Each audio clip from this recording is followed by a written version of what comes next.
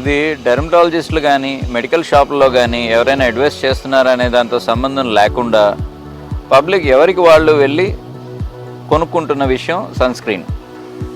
Sun allergy కానీ sun related sensitivities ఉండడం కానీ ఇలాంటి మెంబర్స్కి, లేదు హై గ్లేర్ అలాంటి సిచ్యువేషన్స్లో పనిచేస్తున్న వాళ్ళకి కానీ, లేదు రోజువారీ పనులకి దూరంగా కాకుండా ఎక్కువ లాంగ్ రైడ్స్, లేదు బాగా రిఫ్లెక్టివ్ సర్ఫేసెస్ బీచ్ అలాంటి వాటిలో ఎక్కువ సమయం గడుపుతున్నారు అలాంటి వాళ్ళకి, లేదు ట్యానింగ్ కొంచెమైనా సరే వాళ్ళ వర్క్కి ఏమన్నా ఎఫెక్ట్ అవుతుందేమో అని మీడియాలోని ఇలాంటి ఉన్న మెంబర్స్కి సన్ స్క్రీన్ వల్ల ఉపయోగం ఉండే అవకాశం ఉంది.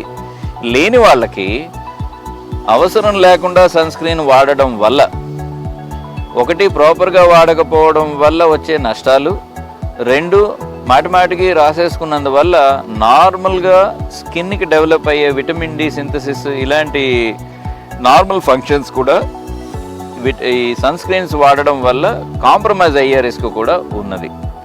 అండ్ ఇంకొకటి సన్ స్క్రీన్స్ సందర్భంలో ఎస్పీఎఫ్ నెంబర్ అనేది 15, 20, 30, 40, 50, 60 ఎంత నెంబర్ పెద్దదైతే అంత ఎక్కువ ప్రొటెక్షన్ అనేది కొంత సాధారణ జనాల్లో ఉన్న అపోహ.